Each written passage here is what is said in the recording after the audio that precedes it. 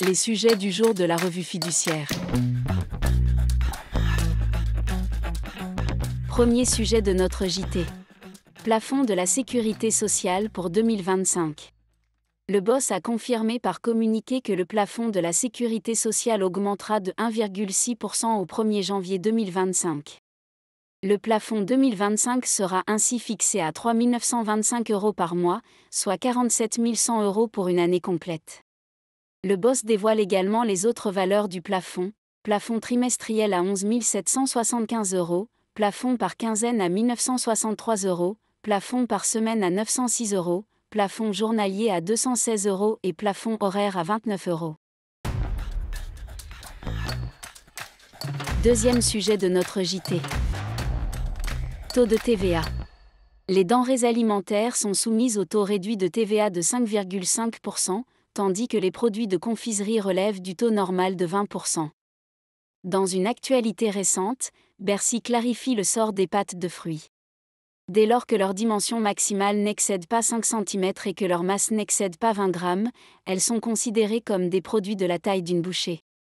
Elles constituent des articles de confiserie et relèvent alors du taux de TVA de 20%. Peu importe qu'elles aient une forme rectangulaire ou carrée. Troisième sujet de notre JT. Escroquerie bancaire. Quand peut-on se faire rembourser ? Une banque est tenue de rembourser son client lorsque ce dernier est victime d'escroquerie, sauf si la banque peut prouver que le client a commis une négligence grave. Dans cette affaire, le client d'une banque est contacté par un faux conseiller bancaire.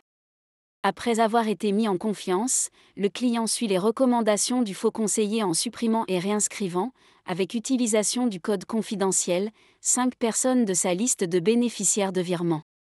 2 jours après, le client réalise avoir été victime d'escroquerie.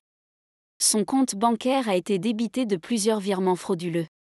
Il contacte alors sa banque et demande le remboursement des sommes escroquées.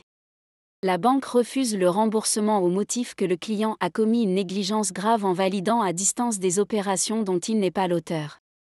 Les juges ont condamné la banque au remboursement des sommes dues en rappelant qu'il appartient à la banque de rapporter la preuve de la négligence grave du client. Compte tenu des circonstances dans lesquelles a eu lieu l'escroquerie, numéro d'appel identique à celui de la banque et assurance de la part de l'escroc que le client réalisait une opération sécurisée à la suite d'un piratage de son compte, le client n'avait pas fait preuve d'une grave négligence. Ce genre de pratique frauduleuse touche, aujourd'hui, aussi bien les particuliers que les entreprises. Depuis le 1er octobre 2024, les opérateurs téléphoniques sont tenus de bloquer les appels dont les numéros ne peuvent être identifiés.